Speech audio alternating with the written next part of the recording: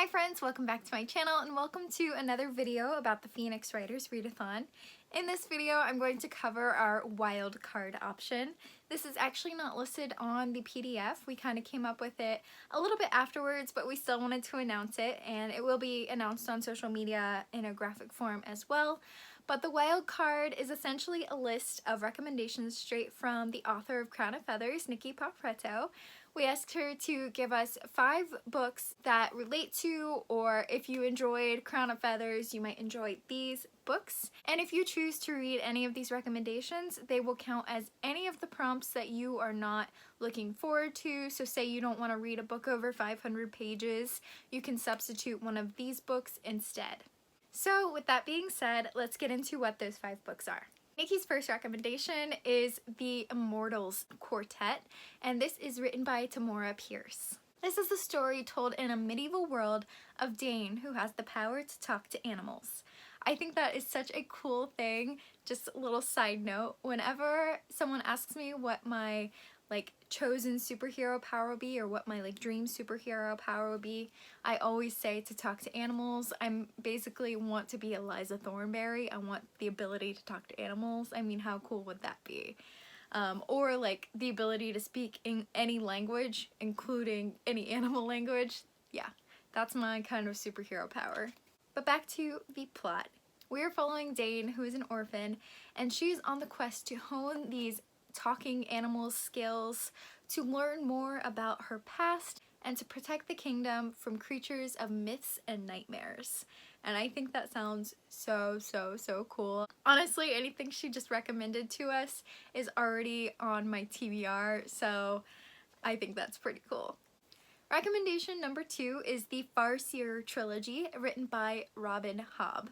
In this, we are following a kingdom in which the royal family is named after the traits they embody, and we are following a boy who was born on the wrong side of the sheets. Being that he is not a true-born son, he has a hard time fitting in. He doesn't really have any friends, and really his only connection is to animals through the magical link called wit.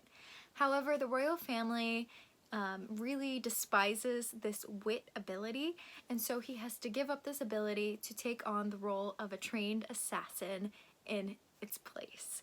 And that is his story, and we follow it throughout the trilogy. Next book is Fire by Kristen Kishore. This is a companion novel to the Graceling series, and I was actually researching it, and you don't have to read Graceling first. You can start with Fire. It's actually recommended to start with Fire. And this tells the story of Fire, who is the last remaining human monster with the ability to control minds.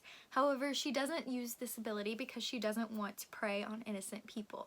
One day the royal family comes to her for assistance in trying to figure out the plot to assassinate the king and protect the king, and Fire comes to realize that her powers are much more than just dangerous, and they can actually be used to protect the kingdom, but she hopes to not become like her evil father. Recommendation number 4 is actually a book I've already read, which is 3 Dark Crowns by Kendar Blake. I've read this entire series. It's 4 books plus 1 short story companion novel.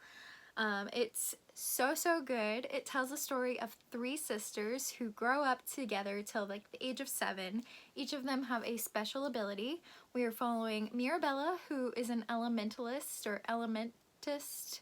Elemental? I always forget how to say it, but essentially she has the powers to control the elements like water and fire and earth and air. Next, we are following Arsinoe, who is a naturalist, and she has the ability to work with animals and nature. And finally, we are following Katarine, who is a poisoner, and she can not only intake poison, but can also concoct poisons to be lethal. In this, as I said, they grow up together till about the age of 7 and are taken apart and then raised separately.